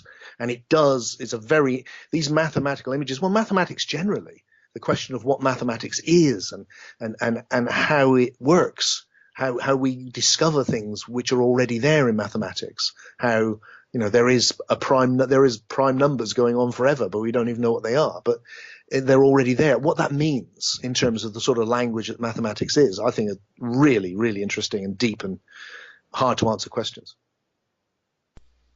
Hard answer indeed. Definitely something maybe needs a little more research into it. I see you wrote a book here called Heaven. I want to talk about this for a moment because different takes on what heaven is. I mean, even Christians, or some people may call them Christian cults, but Mormonism, they have their own view of heaven where they have three different layers: the terrestrial kingdom, and the celestial kingdom of heaven. All three, they assert, are, even though in that respective order, they're the most going into the most least beautiful to most beautiful, but they say even the telestial kingdom, I should say, the lowest one, is so wonderful that one would want to commit suicide if they knew how beautiful it was just to enter it. If they knew that committing suicide could get you there, but but the construct of heaven, some have gone as far as saying, well, you realize your thoughts manifest into reality. So thoughts that we believe, there must be some realm or universe or parallel dimension out there, whatever term you want to use, where our thoughts are creating into reality. And that means that everything that we're thinking in regards to what heaven could look like, be it the Mormons' three-layer interpretation or any other Christian sect or any other religion's view of what heaven is, because you believe that, you're creating it. And if you believe that you will go there when you die, your consciousness, soul, essence will continue on when your body dies. You will go there if you believe it to be true. Now, I want to bring up that when I interviewed a psychic medium who channeled a friend of mine who died of a heroin overdose. This friend of mine, who, she was only 28 years old, a very fun girl named Mary, she did go to heaven when she died of heroin overdose, but she actually said during the channeling session, everybody thinks heaven is wonderful. Well, I'm going to tell you right now that if you're like me and you really don't have a lot to look forward to in your life, or you can't look back on your life and say that you have anything to say that I can look on this and say this was a great thing I did in my life, I can always look back on it and say I had this as an accomplishment. She asserted in her session, I don't have anything in my 28 years that I lived on Earth to look back on. So, and also she had 3 kids when she died, and she'll never be able to. She always says, "For I will always have to dwell on the fact that my kids will never have a mother," and she says heaven is not so beautiful if you haven't lived a great life on earth and have things like, in my case, kids that will never have a mother that were mine. I'm going to have to dwell on that. Heaven for me is not as beautiful as it would be that people who enter it would if they did have something to look back on in their life. So that the fact that she, even though she did a lot of things in her life that could be considered criminal. She did get her act together to some degree, except for the fact that she was a drug addict. Did ultimately take her life. She, you would think someone like her would have to go to hell. Well, no, she didn't. She went to heaven. It's not as great as it would have been if her life, she could have looked back on it and had some positive things. But that does raise the question. Well, yet there was a popular movie from back in the day, All Dogs Go to Heaven. Do all humans actually go to heaven? Well, maybe not. I mean, you hear about ghosts. Are ghosts in a state of what some people refer to as limbo? Can that be called limbo? Or if there is such a thing as limbo, what would cause you to have to go there instead of heaven? Why didn't this person who I know died of a heroin overdose, why didn't she go to limbo or some hell-like environment? And does the heaven you go to, she didn't really, to my knowledge, actually really believe in a heaven the way I spoke to her about it. She never really went to church or anything like that, but she still went there, or some part of her soul went there anyway, and I was able to communicate with her through a psychic that seemed pretty genuine anyway. So what do you see as heaven? What do you have to say on whether or not you will or will not go there? Is this person right when she said, because my life wasn't great, I can't see heaven as wonderful? What's your take on all? I'm asking you too many questions, maybe, but what do you have to say about it? I think what you said right at the start was really interesting, Andrew, because what I'm suggesting in the philosophy of emergent spirituality in my new book, Soul Story, this philosophy of trying to unite evolutionary theory with some of the insights of spirituality, particularly around survival of death, is that what we call heaven has also evolved because it's the imagination. That's what it is. You're experiencing it right now. You and I are both in a world right now where if I imagine something, it appears in my imagination. We go in there into dreams. You talked about peyote. You've taken peyote, you can go into deep places where you already experience that here while you're alive, let alone when you in death. So that what I, in that book, which I wrote a very long time ago, looking back on it when writing my new book, what seemed obvious was that all of these experiences sound like dreams. When you listen to people's near-death experiences, they sound like dreams. And my suspicion is that's because that's what they are. But that's not because they're illusions or irrelevant. It's because it's another level of reality. It's a level of reality which is made of images, not made of matter. It's evolved from matter, and it's evolved through biology, but it's become independent from it. And we're experiencing it right now. That when I said earlier, we can frame, do you remember? I said, look, when you understand what soul is, you can go, so the question is, when the body dies, can that experience of imagination we're already having continue and go into a deeper dream realm? And the evidence from the near-death experiences and other things which I've experienced, similar to yourself, of connecting with people who have died in ways that has made a big impact on me, is that yeah, we do, and that we enter an imaginary realm, which is why, if you look back at the things that people have said about death, you can see that imaginary realm evolving.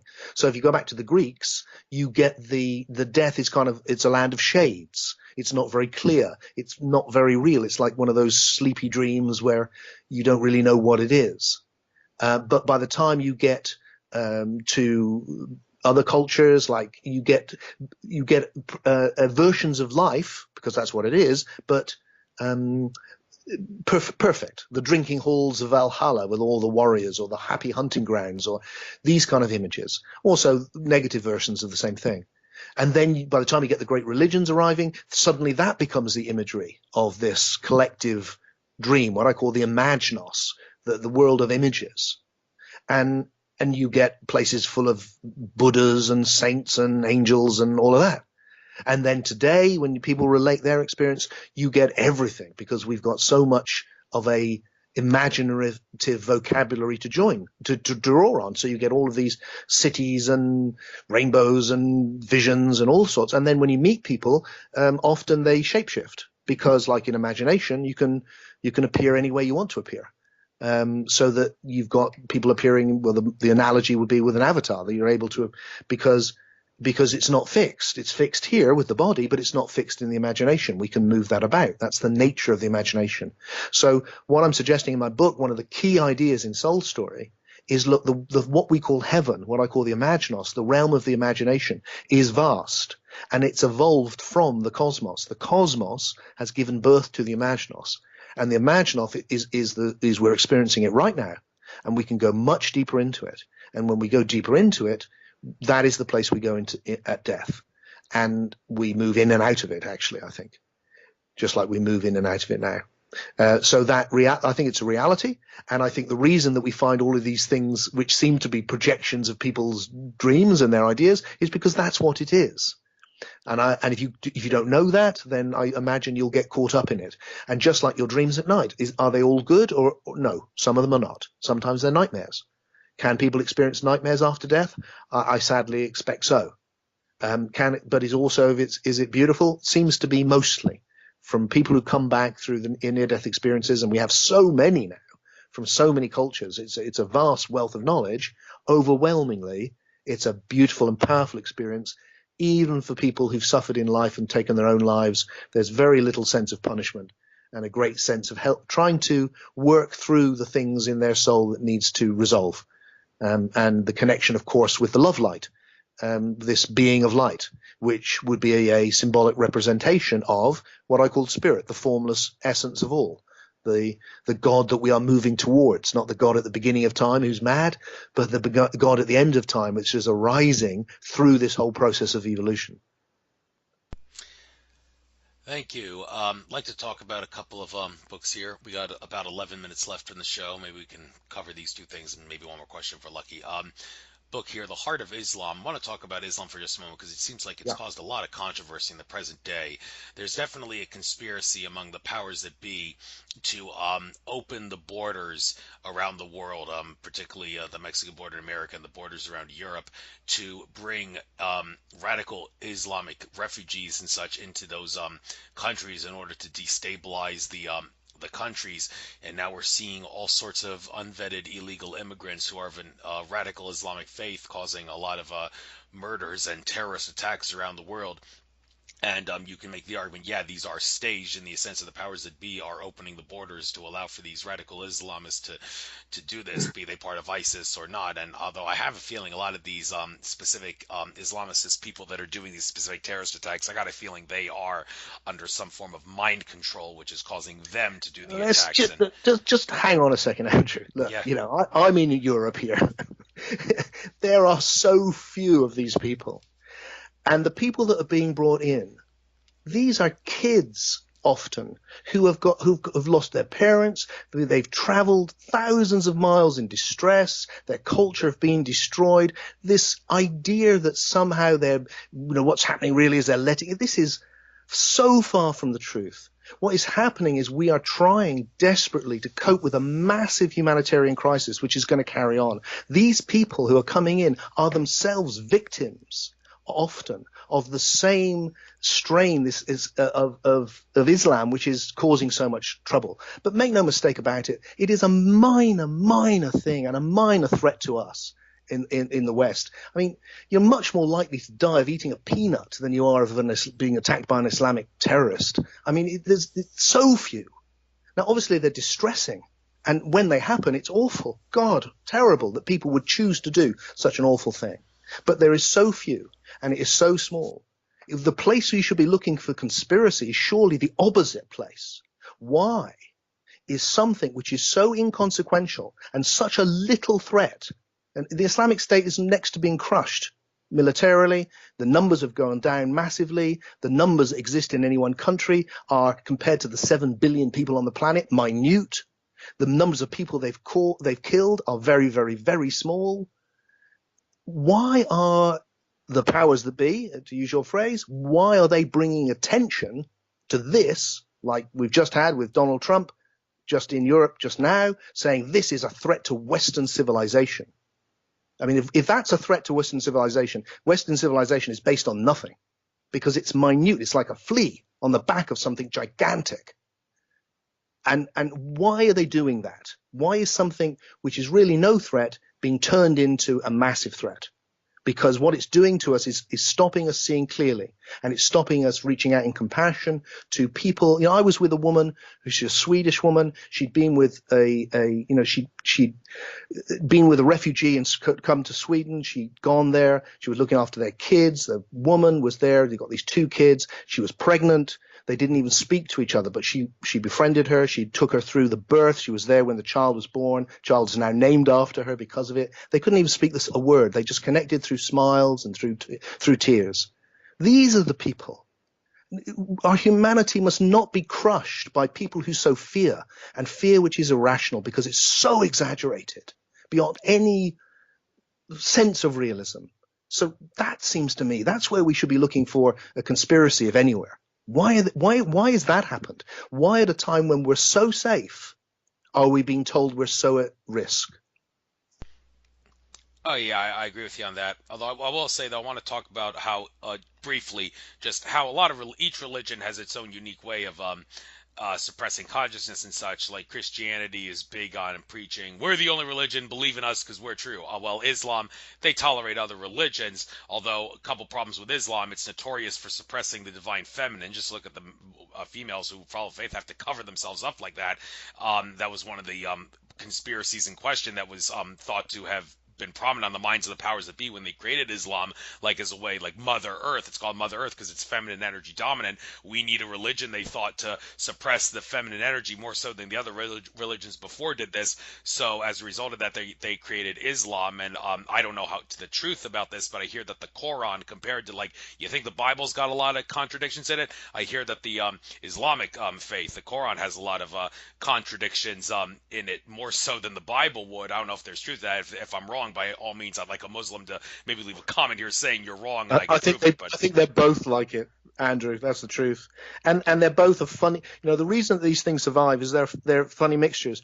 That if you want to draw out something which sounds kind and benevolent, you can do that because it's tons of kind, benevolent stuff in there. But if you want to bring out something which is vicious, horribly vicious, then both of them contain that too.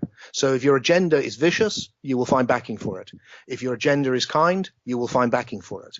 And that's why we can't use these ancient texts to justify anything. We just have to see them as old books, which is what they are. Right, and lastly, maybe we'll finish up on this subject. The Hermetic, you wrote a book about that. Yeah. That comes from Hermes, and I mentioned earlier, Hermes, if you believe what Von Daniken said, has some connections to Enoch, which is said by some to have been a human incarnate of the archangel Metatron, and also the founding fathers in America. They were strong believers in the Hermetic texts. A lot of controversy, though, about the founding fathers. I mean, you say you have some questions about David Icke. One thing that I think he does that drives me nuts is he often demonizes the founding fathers. He makes it seem like when the American Revolution happened, the founding fathers were very well aware of it being a conspiracy to convert America from that felt like a prison with bars into a prison without bars, where the people in that society felt they were free. And he makes it seem like the founding fathers were aware of that. I'm more inclined to believe that the founding fathers were innocent pawns in that conspiracy. They were actually trying to do good for everybody, and they didn't realize that their Illuminati masters were actually going to destroy every good thing that the founding fathers stood for. How about a third possibility? How about the possibility that they're simply people of their time, able to think what they can think, but no further because they were people of their time? They couldn't think like us. They didn't have that possibility. So, of course, they were limited. Of course, they were self-interested. That you see that theme again and again. And of course, they had many, many motives, like we all do. We don't need to look, I think, to see some hidden hand behind these sort of things, because what we see in history is exactly the unfolding of states of consciousness that were prevalent at the time. So they are educated people. They've been deeply touched by the Enlightenment. That has come from the Renaissance. The cause of the Renaissance was the discovery, it's the rebirth, that's what Renaissance means. It was the rebirth of paganism, which means the rediscovery of ancient pagan knowledge in the Hermetica, most important of all, and then the works of Plato, Aristotle, and so forth. And suddenly, people were freed from this dogmatic, narrow Catholic Christianity, which was totally corrupt, and they thought they discovered ancient wisdom, which they had.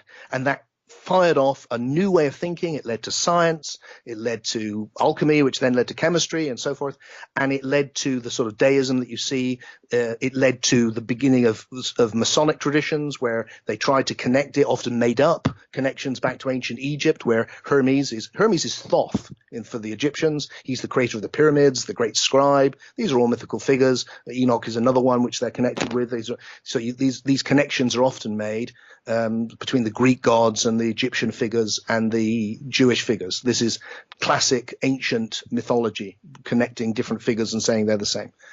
And then by the time you get to them, they're thinking in these ways. But it's moved on since the ancient world, but it hasn't moved to where we are. And so they're doing their best with what they've got. And to us, look back and we just think, well, hang on, everyone's free, but you've got slaves. That makes no sense. And it doesn't make sense. But at the time, they were able to hold that contradiction without really seeing it, because consciousness evolves, thank goodness, and which means we can see what they didn't see. And they had all sorts of mixed motivations created by their environment, their experience, just as we do. It's just that we are in a more evolved position, not because we're better, but just because we're further along in the historical process. That's right, and I have no doubt that we'll keep going further and further and further, and people will keep awakening better and better and better.